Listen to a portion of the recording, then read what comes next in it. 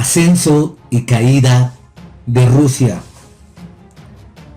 Parecería fanatismo puro el sugerir que la palabra de Dios diga algo de Rusia y el comunismo. Sin embargo, Dios hizo en la Biblia algunas revelaciones muy claras referentes a la subida de un gran poder al norte de Palestina que amenazaría la paz y ecuanimidad del mundo. Gran parte de las Sagradas Escrituras están enfocadas a revelar el programa de la época final.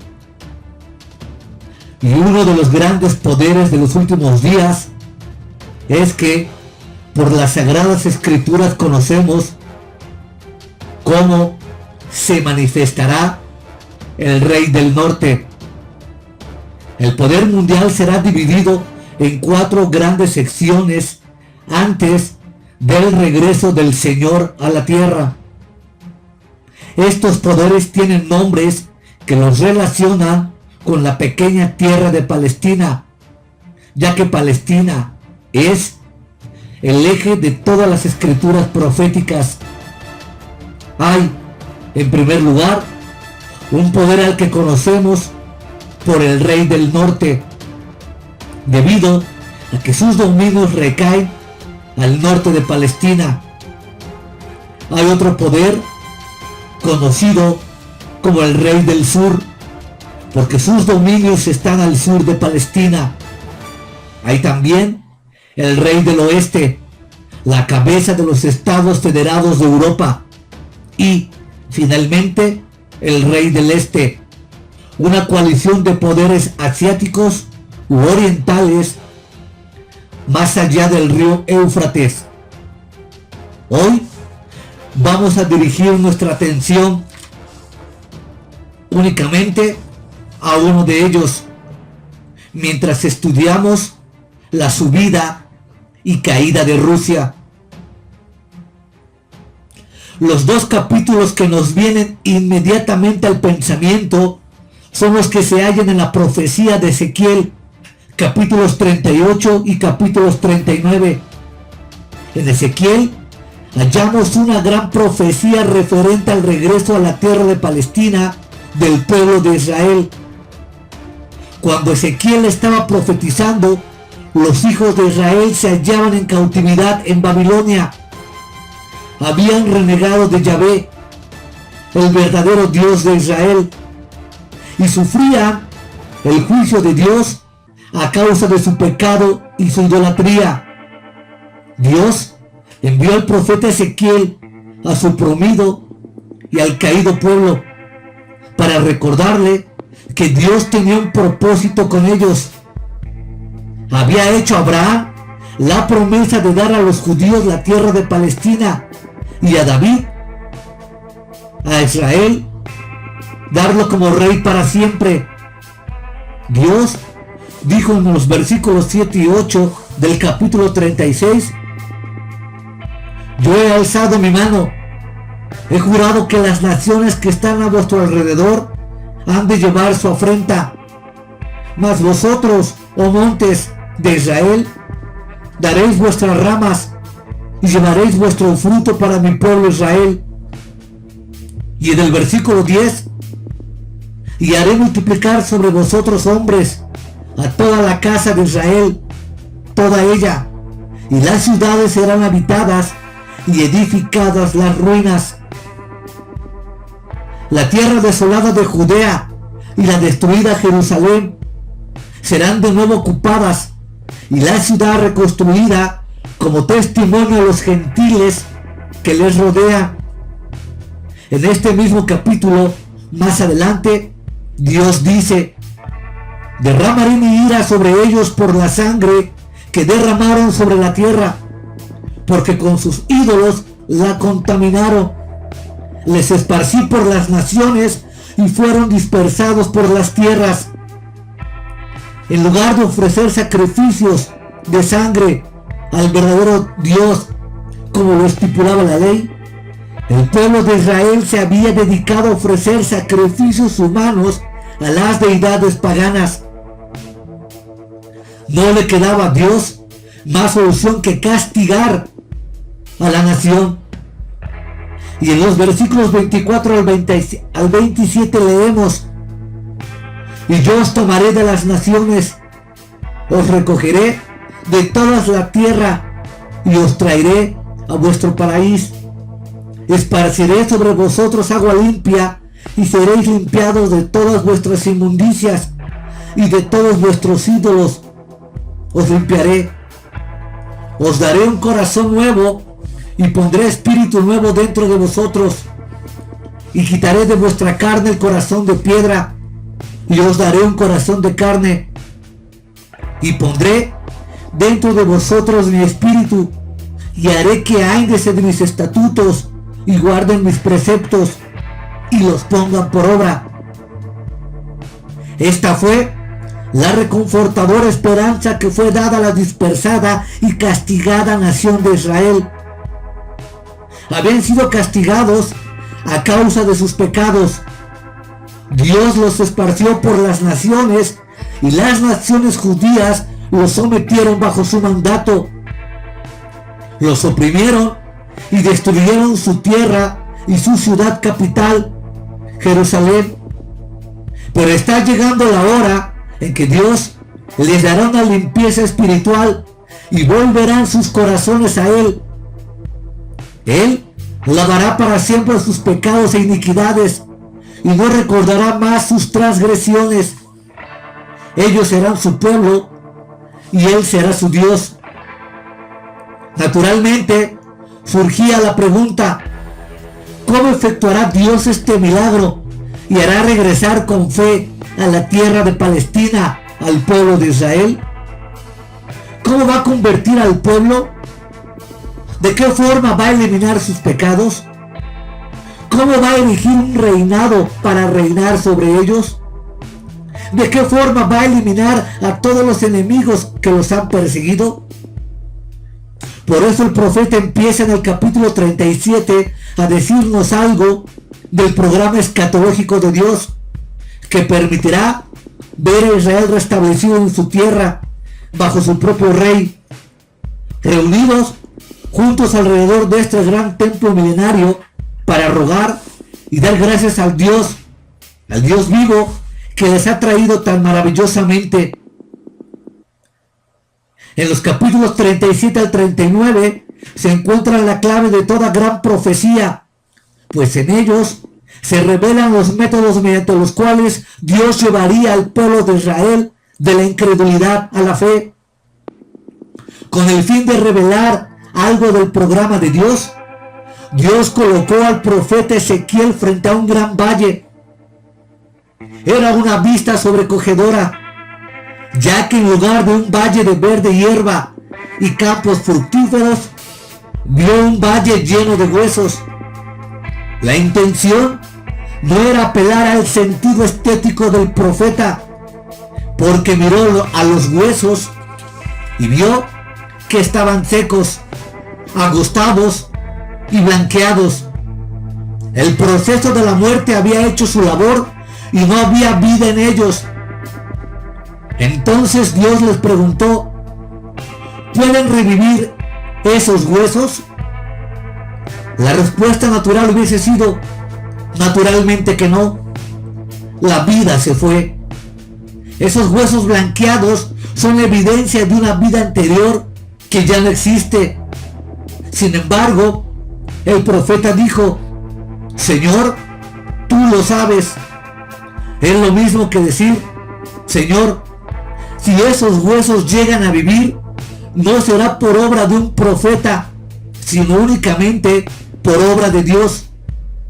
Solamente tú sabes lo que les va a suceder a esos huesos. Entonces, Dios dijo al profeta que hiciese una cosa muy extraña. Le dijo que predicara a los huesos.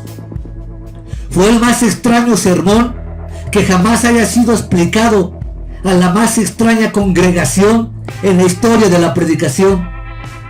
La palabra profetizar no significa necesariamente anunciar o predecir. significa pronunciar un mensaje de Dios al pueblo. Ha habido anteriormente predicadores que han predicado a congregaciones sordas, pero dudo que haya habido jamás alguno que se haya predicado ante una audiencia cuya sordera fuese tan obvia, ni ante ninguna congregación ante la cual hubiese tan pocas perspectivas de obtener algún resultado de la predicación.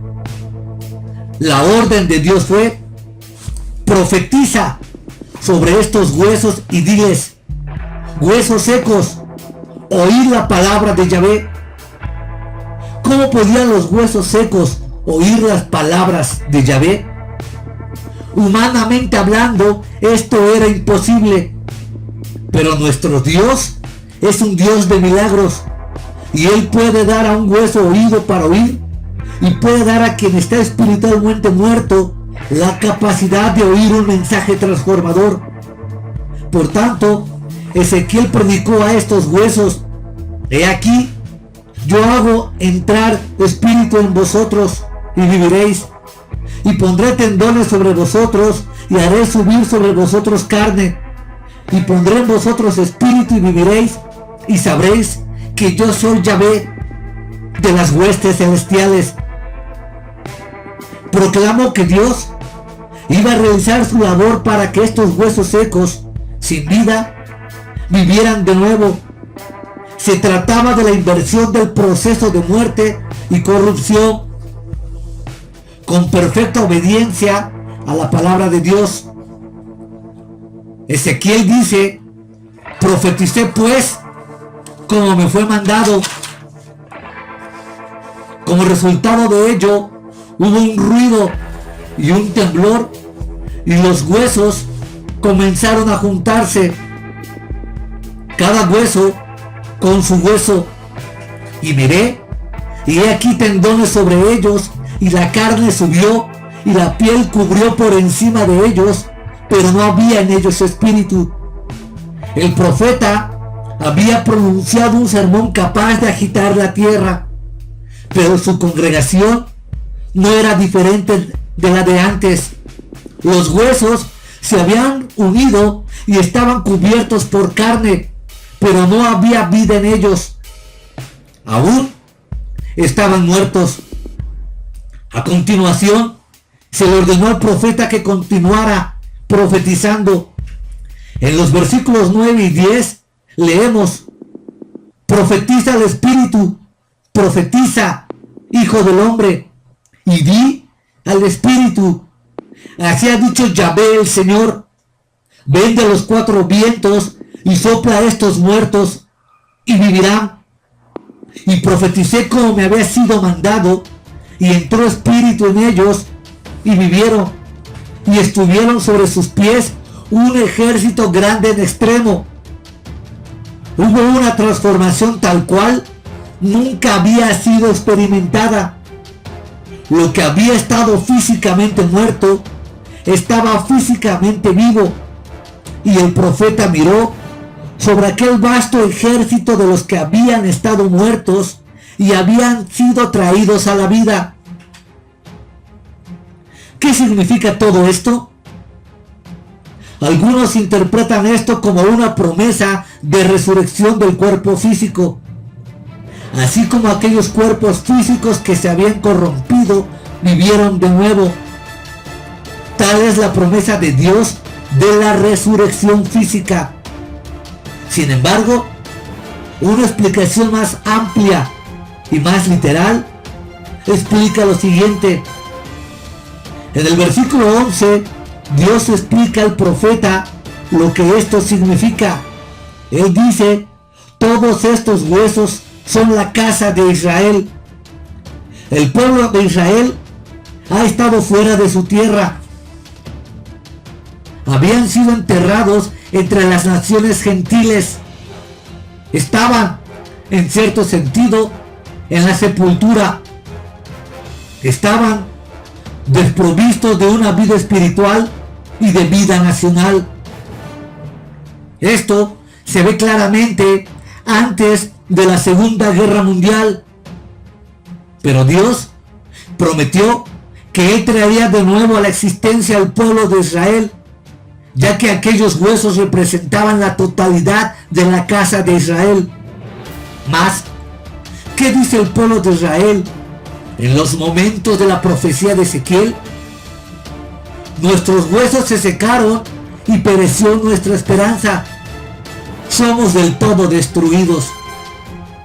Esta profecía fue hecha por el profeta para asegurar al pueblo que el Dios que había hecho promesas a Abraham, a Jacob y a David era digno de fe y que Él cumpliría la palabra que les dio.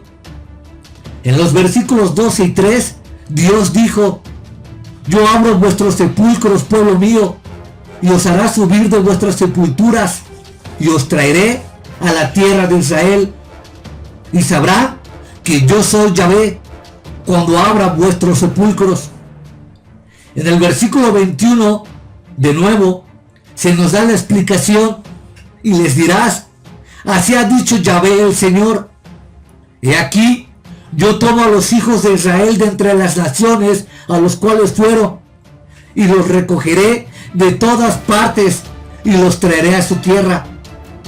Esta es la explicación del significado de la visión del valle de los huesos secos, de que se habla en esta profecía. Relacionémosla ahora con el cuadro total. En el capítulo 36, Dios dijo que la nación de Israel iba a ser castigada durante un determinado periodo de tiempo a causa de su idolatría. Ellos querían saber de qué método se valdría Dios para traerles de nuevo a la tierra. El profeta les comunicó lo que el Señor tenía que decirles. En primer lugar, habría una milagrosa reunión y regreso de los hijos de Israel a la tierra.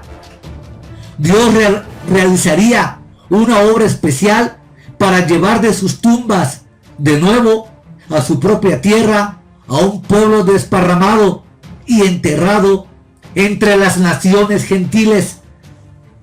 Dios les hará volver al conocimiento de Dios y les impartiría vida espiritual.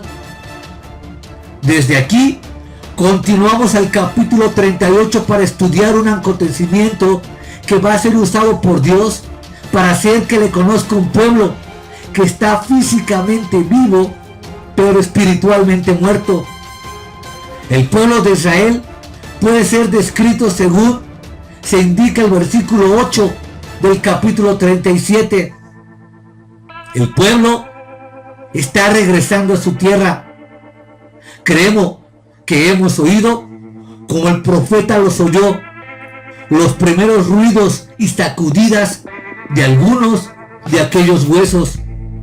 La restauración no ha sido determinada en absoluto, pero los primeros huesos ya han regresado.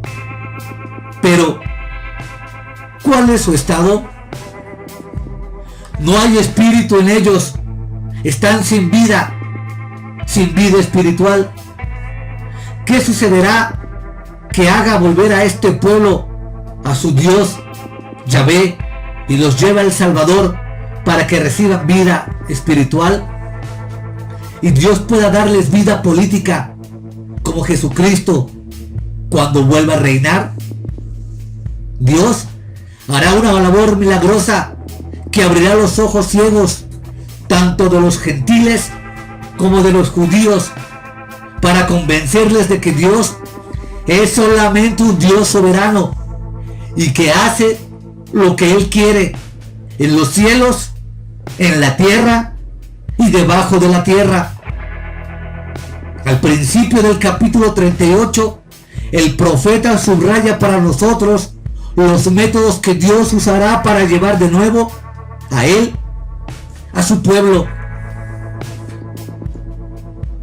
Hay que recordar el hecho registrado en Daniel capítulo 9 versículo 27 de que después de que la iglesia haya sido elevada a la presencia del Señor, aparecerá en el escenario mundial un hombre de gran poder e influencia en el sector europeo, el cual tratará de solucionar el conflicto árabe-israelí.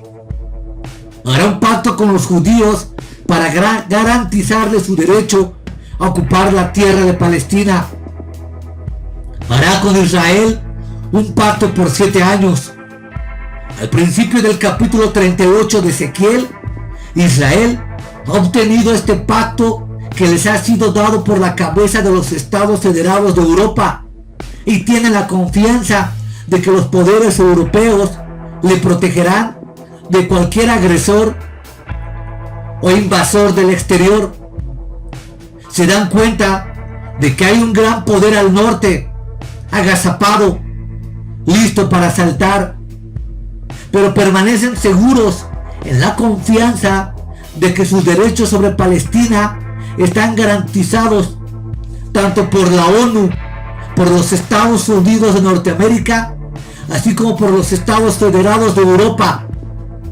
Estarán totalmente indiferentes a su propia necesidad de Dios, y dependiendo de su alto valor bélico y su arsenal militar, son ajenos a la vida divina. Por tanto, ajenos a la necesidad de Dios, a su dependencia de la ayuda divina. Pero Dios les sacudirá de su indiferencia. Ezequiel 38 explica: vino a mí palabra de Yahvé diciendo: hijo de hombre, pon tu rostro contra Gog en tierra de Magog, príncipe soberano de Mesec y Tubal, y profetiza contra él. Hallamos en este versículo que al profeta se le ha ordenado que entregue un mensaje contra un hombre y su reinado. El hombre es llamado Gog y su reinado es Magog. La declaración continúa: el príncipe de Mesec y Tubal, o más literalmente podríamos leer: pon tu rostro contra Gog y la tierra de Magog, y contra Rosh, con los príncipes de Mesec y Tubal. La palabra hebrea que aquí se ha traducido por príncipe puede ser un nombre común o un nombre propio. Si fuera un nombre común, debería de traducirse por príncipe. Si fuera un nombre propio, debería traducirse por Rosh. Dios dijo: así ha dicho Yahvé el Señor: he aquí yo estoy contra ti, oh Gog, y contra ti, Rosh, príncipe de Tubal y de Mesec. Con el fin de identificar estos nombres, debemos regresar a Génesis capítulo 10, donde podemos leer: estas son las generaciones de los hijos de Noé, Sem, Cap y Japtet. Los hijos de Japtet se indican en el versículo 2: Gomer, Magog, Madai, Jabab, Tubal y Mesec. Los nombres a los que hace referencia en Ezequiel 38 son todos los hijos de Jafet. Creo que esto es significativo porque los etnólogos nos dicen que jafetitas, después del diluvio, emigraron de Asia Menor hacia el norte, más allá de los mares Caspio y Negro. En lugar de dirigirse hacia el sur, como hicieron los semitas y los camitas, los jafetitas se dirigieron hacia el norte y se convirtieron en el pueblo del norte. Fueron más allá de las montañas del Cáucaso, establecieron su civilización más allá del mar Caspio y del mar Negro. En el área de Rosh, que conocemos actualmente como Rusia. Creemos que la Rusia actual comprende a Gog y Magog, Rosh, Mesec y Tubal. En el versículo 4 del capítulo 38 de Ezequiel se describe un gran movimiento militar, el movimiento de un ejército al mando de Gog, príncipe de Rosh. Y te quebrantaré y pondré garfios en tus quijadas y te sacaré a ti y a todo tu ejército, caballos y jinetes, de todo en todo equipados, gran multitud con paveses, escudos, teniendo todos ellos espadas. Entonces, en los versículos 5 y 6, hallamos a los aliados de Rusia, que será Persia, Egipto y Libia, Gomer y Tomarga y todas sus tropas.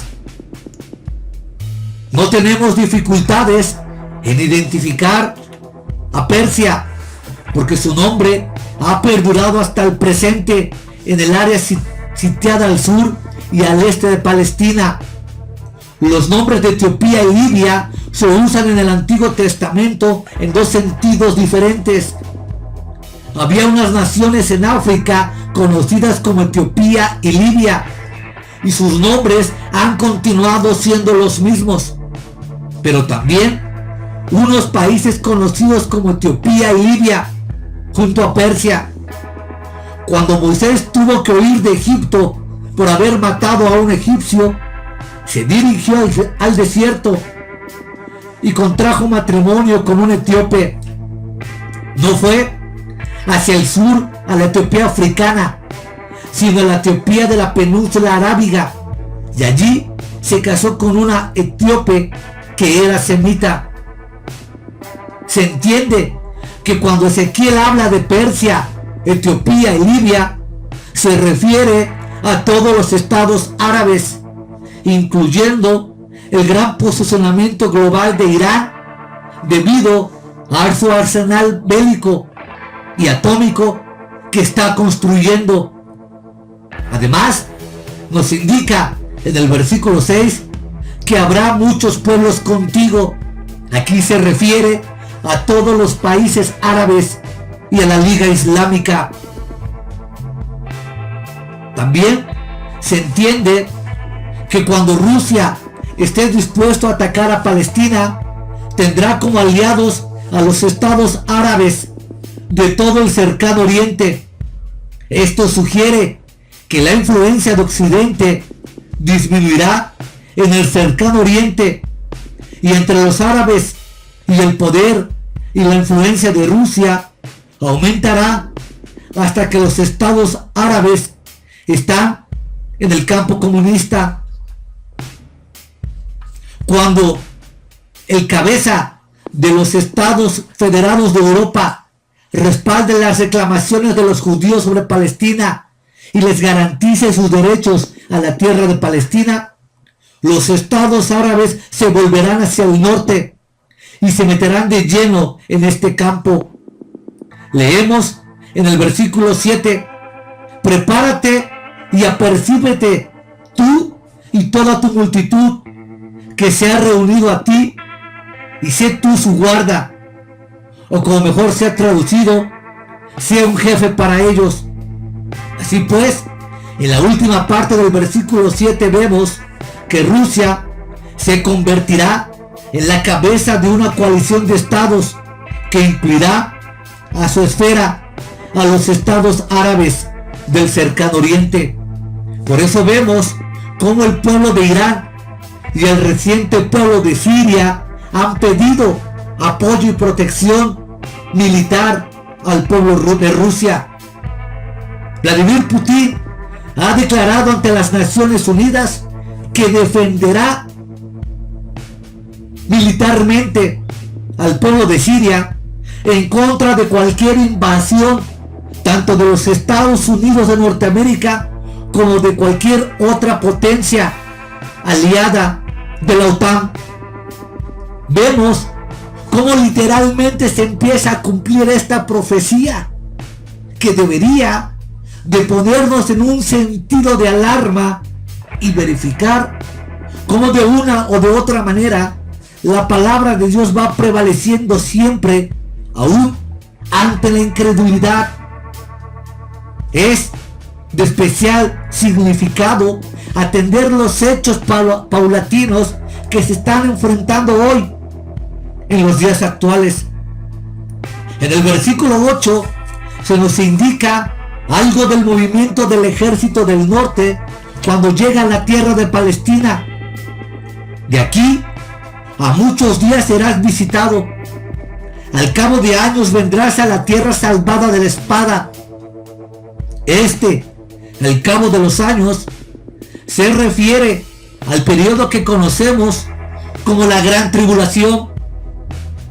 Ahora, no estoy diciendo que ya estamos en la gran tribulación, porque tenían que pasar varias profecías antes de ese periodo.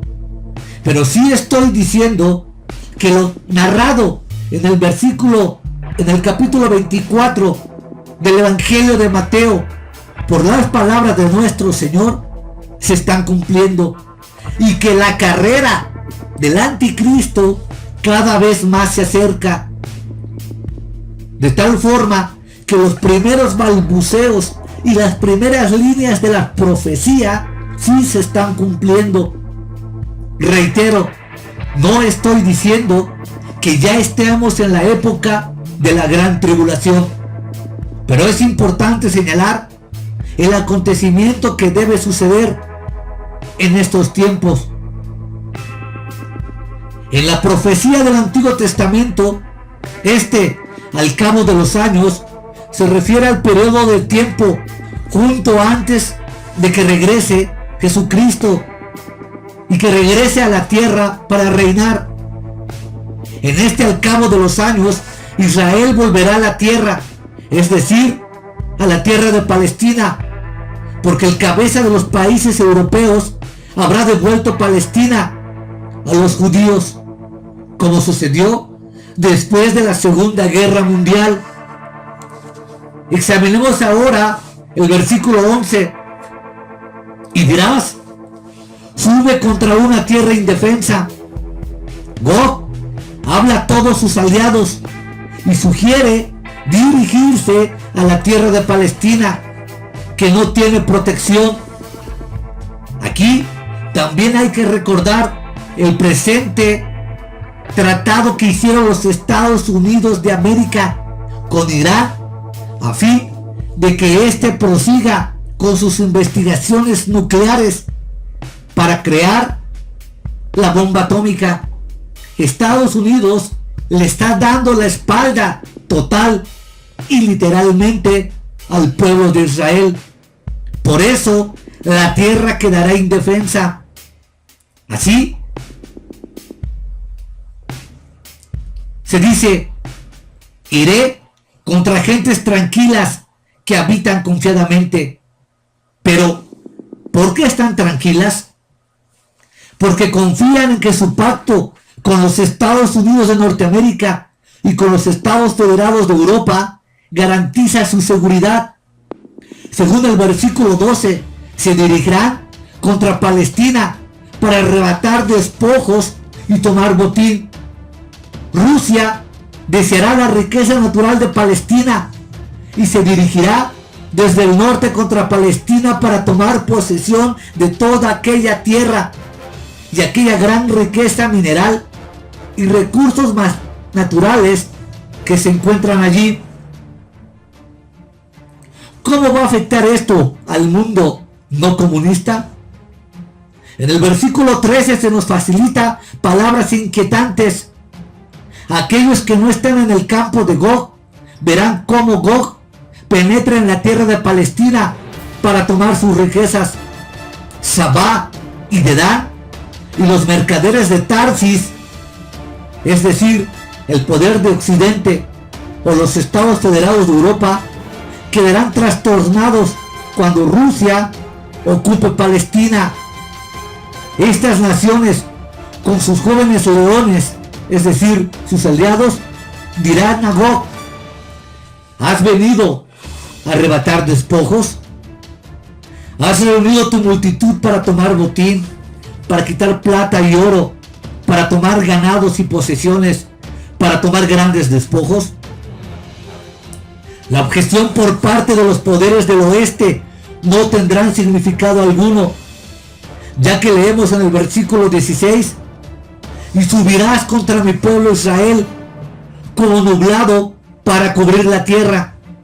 Será al cabo de los días y te traeré sobre mi tierra, para que las naciones me conozcan cuando sea santificado en ti, oh Gog, delante de tus ojos.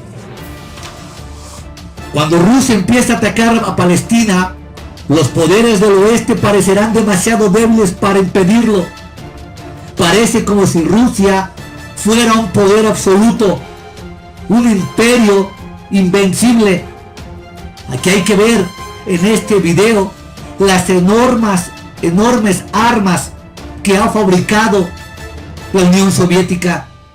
Su poderío militar por aire, por tierra, por agua y por debajo de las aguas es pasmosamente asombroso. Y cuando me refiero por debajo de las aguas, hago hincapié a los submarinos intercontinentales nucleares, incluso más poderoso que los Estados Unidos de Norteamérica. Rusia cuenta hoy con submarinos nucleares tan silenciosos que ni aún los radares más potentes de los Estados Unidos pueden detectar. Hay que recordar que hace poco uno de estos submarinos nucleares rusos estuvo navegando por el Golfo de México por mucho tiempo sin ser detectado. De esta forma vemos en estas imágenes cómo el poderío de Rusia ha aumentado, cumpliéndose literalmente toda la profecía de la Biblia. Pero Dios, durante todo este tiempo, está actuando de acuerdo con su voluntad. Lleva a Rusia a Palestina porque está usando a Rusia como la mayor elección, como la mayor lección objetiva que este mundo jamás haya visto. Si existe algún alivio o consuelo en este dramático escenario mundial, es el que nos da en el versículo 16. El comunismo ruso está totalmente bajo el control y la autoridad de Dios y no puede dar un paso más allá de los propósitos de la divinidad. Independientemente de cuán oscura pueda parecer la situación del mundo, este no ha escapado de las manos de la autoridad soberana de Dios, sino que Dios está permitiendo que las cosas transcurran según su propia voluntad y sus propios designios. Aunque los hombres creen que están desarrollando sus planes y propósitos, todo esto es según los planes de Dios, con el fin de que Él pueda demostrar que es el soberano y el rey del universo. Se acerca el momento en que Dios hará que Gog marche contra Palestina.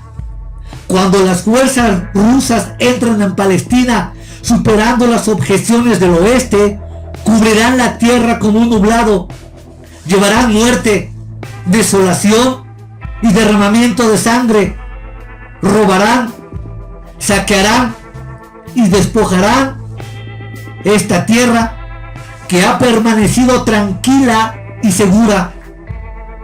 Después de que Rusia haya efectuado su conquista, hallamos en el versículo 21 que Dios empieza a actuar. Hasta ese momento el único que actuaba era Gog, pero ahora es Dios el que actúa. Dios dice: y en todos mis montes llamaré contra Gog la espada, dice Yahvé el Señor.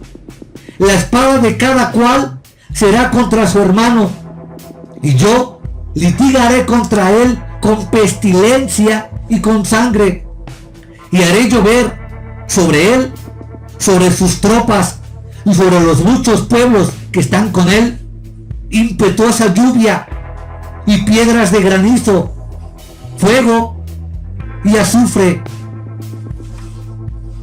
Y seré engrandecido y santificado, y seré conocido ante los ojos de muchas naciones, y todas las naciones sabrán que yo soy Yahvé. Yahvé de las huestes celestiales. Sodoma y Gomorra eran dos de las más famosas ciudades que hayan existido jamás. ¿Qué las hizo famosas? El hecho de que Dios vertiese sobre ellas fuego y azufre y las hiciese desaparecer a causa de sus pecados, de su homosexualidad y de su iniquidad, las hizo famosas. Hasta el momento actual, los hombres han estado buscando la ubicación de Sodoma y Gomorra, pero Dios las destruyó tan totalmente que realmente nunca han podido ser halladas. Así como Dios vertió fuego y azufre sobre Sodoma y Gomorra por causa de su gran pecado para destruirlas, y se cumplió, va a repetir la devastación en mucho mayor escala con Rusia. En Ezequiel 38:22 se nos dice que cuando Rusia ataque a Palestina para conquistarla en el periodo de la gran tribulación, Dios va a emitir desde los cielos un juicio que borrará a Rusia y al poder y fuerza de la Confederación Rusa. El mundo tendrá la evidencia y prueba de que Dios tiene autoridad soberana sobre esta tierra. En el capítulo 39, del versículo 1 al 6, leemos: Tú, pues, hijo de hombre, profetiza contra Rusia y di: así ha dicho Yahvé, el Señor, he aquí yo estoy contra ti, oh Rusia, príncipe soberano de Mesec y Tubal, y te quebrantaré, y te conduciré, y te haré subir de las partes del norte, y te traeré sobre los montes de Israel, y sacaré tu arco de tu mano izquierda, y derribaré tus saetas de tu mano derecha. Sobre los montes de Israel caeréis tú y todas tus tropas y todos tus aliados y los pueblos que fueron contigo, a aves de rapiña de toda especie y a las fieras del campo te he dado por comida, y enviaré fuego sobre Magog y sobre los que moran con seguridad en las costas, y sabrán todos que yo soy Yahvé.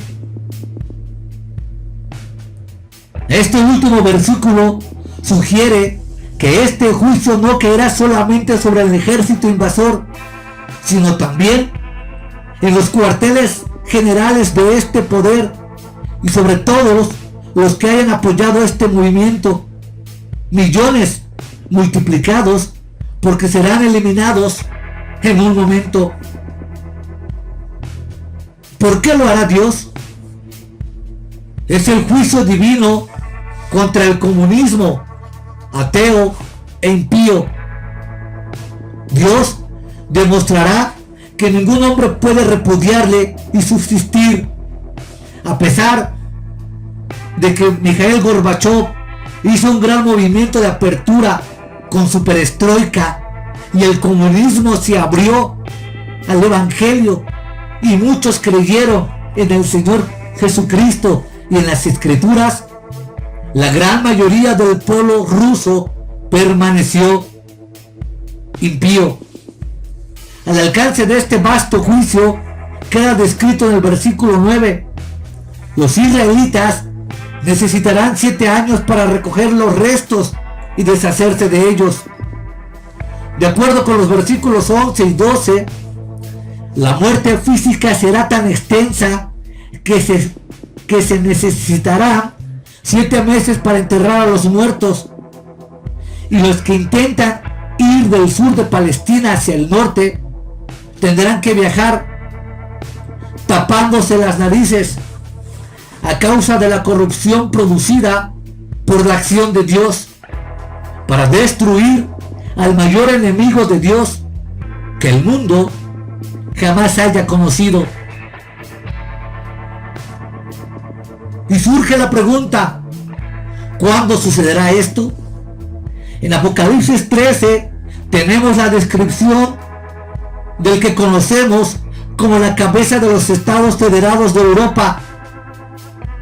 Como ya hemos visto, aparecerá en el escenario mundial para unir a Europa bajo su mando, justamente después de que la verdadera y genuina iglesia haya sido arrebatada. Creemos, sin lugar a dudas, que la iglesia apóstata, ecuménica, prostituida,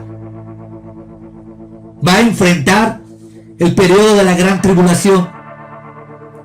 Y con esta iglesia apóstata me refiero no tan solo a la iglesia católica romana, sino también a la iglesia evangélica moderna, que ha dado golpes brutales a la escritura y se ha olvidado del mensaje bíblico.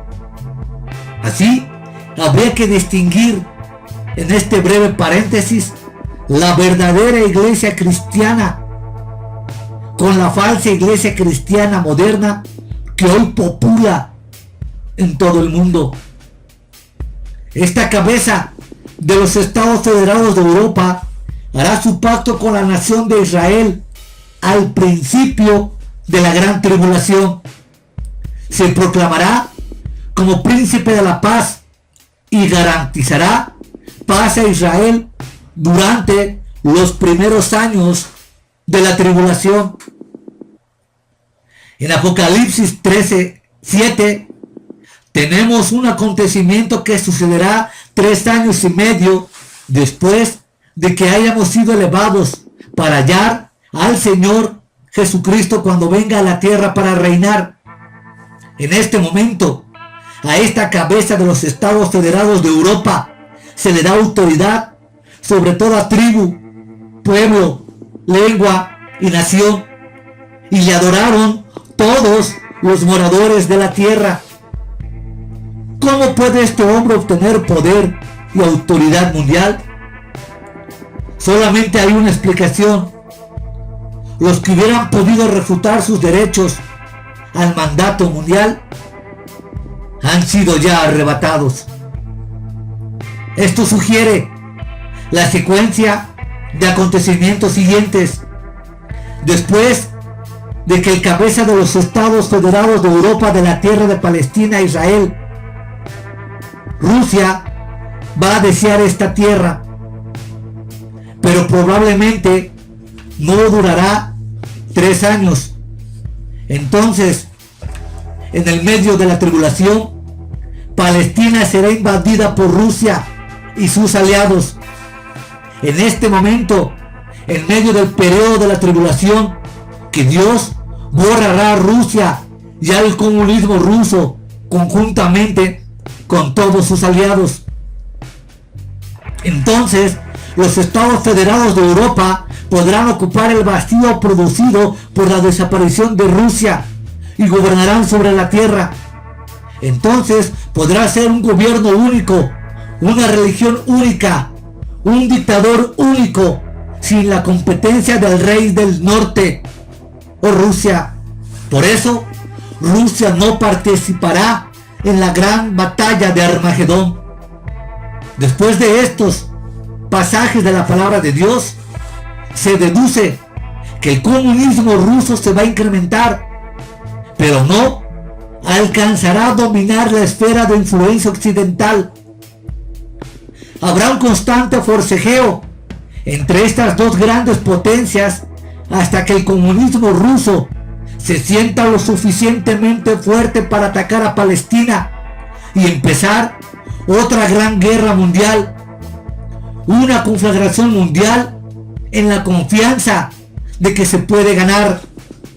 Y aquí vemos cómo el día de ayer Rusia empezó a atacar a los rebeldes de Siria, desafiando a los Estados Unidos de Norteamérica y desafiando abierta y francamente a la OTAN, de tal forma que el poderío ruso se empieza a afianzar en esa confianza de que puede enfrentar a uno de los estados más poderosos del mundo, como lo es los Estados Unidos de Norteamérica. Así, darán el primer empujón de esta campaña militar, invadiendo a Palestina. Entonces, Dios intervendrá y los eliminará mediante juicio desde los cielos. No tengo la menor duda al declarar, apoyado por la palabra de Dios, que el comunismo ruso, pese a pesar de que se ha incrementado, pese a pesar que se ha hecho muy poderoso, pese a pesar que ya ha ayudado a Siria en contra de los rebeldes y está teniendo mayor posición en el mundo, y pese a pesar que está sometiendo bajo su influencia gran parte a las naciones, es un sistema condenado, el cual Dios juzgará. ¿Cuál será el resultado? Hallaremos la respuesta en Ezequiel capítulo 39, versículos 22 y 23. Cuando la nación ha sido invadida por este gran invasor nórdico y ha visto cómo Dios lo elimina, como eliminó a Sodoma y Gomorra, leemos: y en aquel día en adelante sabrá la casa de Israel que yo soy Yahvé su Dios, y sabrán las naciones que la casa de Israel fue llevada cautiva por su pecado, por cuanto se rebelaron contra mí. De la destrucción del comunismo ruso, emanarán dos grandes grupos. El pueblo de Israel verá y dirá que el que ha enviado el juicio no es otro que nuestro Dios, el que nos enviará a nuestro Moisés. Muchos de la nación de Israel se volverán a Dios, le aceptarán, se convertirán en siervos suyos y en pueblo testigo durante los últimos años de la tribulación, para conducir a las multitudes de todo pueblo, lengua, tribu o nación a un conocimiento salvador de Jesucristo. Y las naciones de la tierra observarán esta señal, y muchas de ellas reconocerán que Jesucristo es el Señor y Salvador. Dios permitirá a este sistema llegar al poder para poder destruirlo y así demostrar que Él es Dios, con el fin de que las multitudes lleguen a conocerle a Él, al único verdadero Dios, a través de Jesucristo, a quien ha enviado. Si estás al corriente, incluso en un grado mínimo de la situación actual del mundo, conviene que la situación y la profecía de Ezequiel se está cumpliendo y se puede producir en cualquier momento. El poder del norte está sometiendo su influencia al cercano oriente, dispuesto a avanzar sobre Palestina en cualquier momento. ¿Cuánto tiempo transcurrirá antes de que Rusia decida de que ha llegado el momento de invadir Palestina? No lo sabemos, pero tenemos la seguridad dada en la palabra de que cuando Rusia decida iniciar la acción, antes de ese momento habremos sido ya elevados a la presencia de nuestro Señor y Salvador Jesucristo. Cuando esta horrible conflagración caiga sobre la tierra, estaremos con Él y le habremos visto tal como Él es.